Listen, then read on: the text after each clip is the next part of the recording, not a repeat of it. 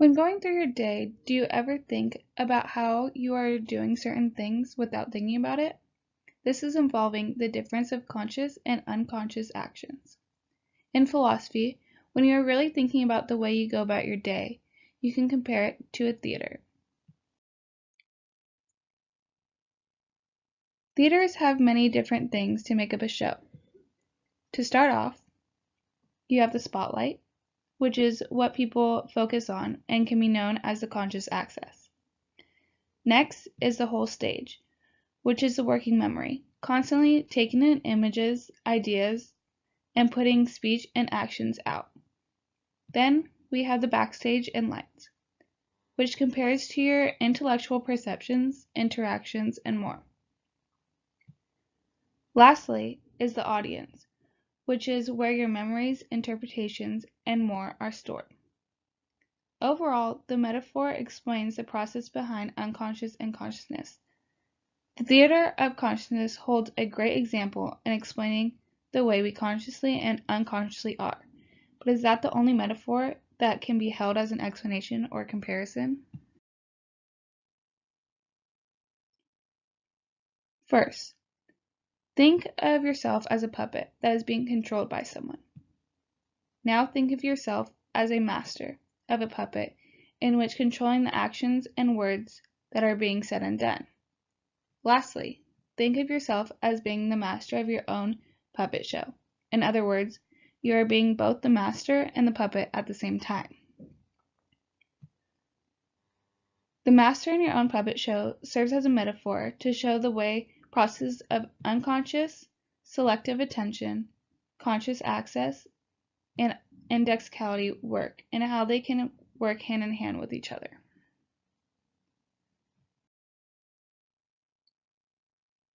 The unconscious mind purposes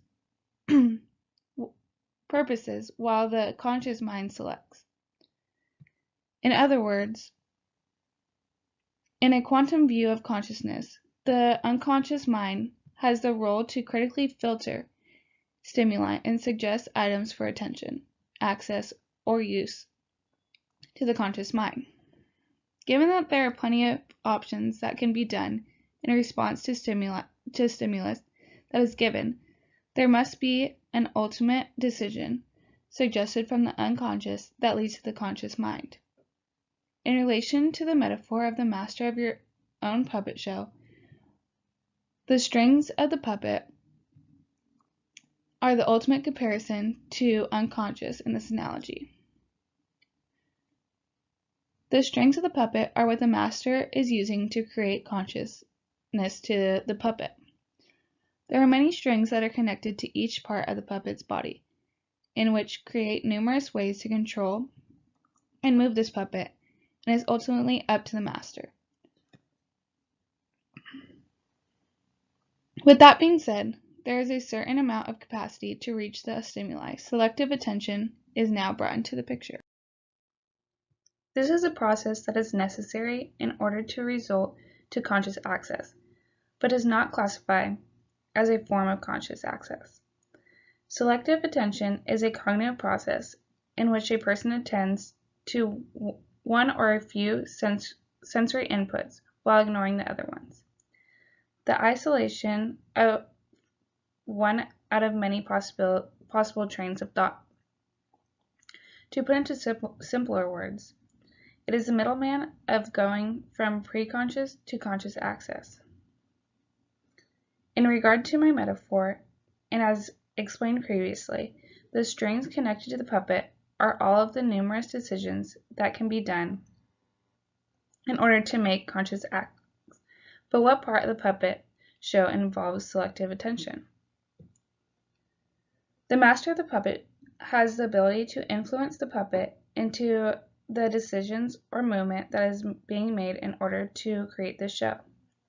Now, the master cannot physically make the strings engage in every single movement that the puppet has to offer, in which case the master must pick and choose.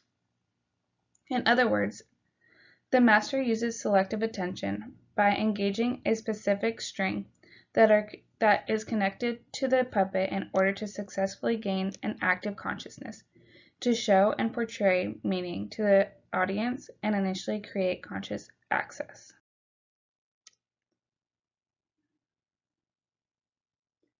Consciousness is based on having perceptions, thoughts, and feelings. Ultimately, consciousness is the act of having awareness. Another idea that is explained is conscious access, which is the act of seeing versus not seeing. This is the point in which you become aware and conscious. Not until there's specific awareness of that focus and can still be filtered out can the point of consciousness or conscious access be reached. No matter if there are multiple different stimuli that are available, one stimuli is accessed while the other one is the outermost from being accessed.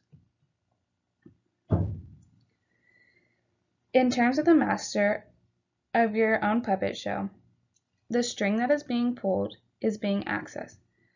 So that means that the strings that aren't being used are not being accessed, ultimately leading to the consciousness of the puppet moving in the certain way that the unconscious begins with.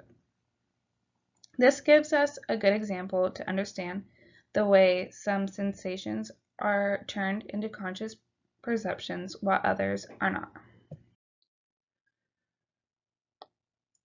Indexicality is a more difficult activity to understand because it's not always necessary for consciousness.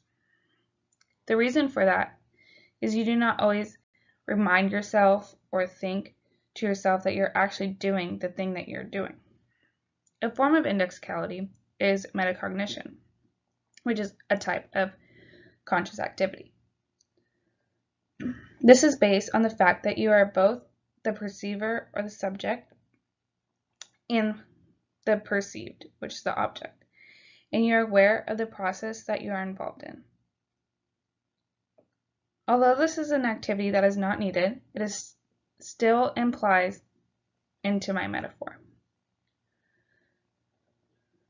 Going back to when I explained the separation of being the master and the puppet and putting those two together, so you're both the master and the puppet, explains metacognition. You, as both pieces in the puppet show, are able to think of the ideas, the movements, actions that will be put forth into your puppet, and which is seen by the audience.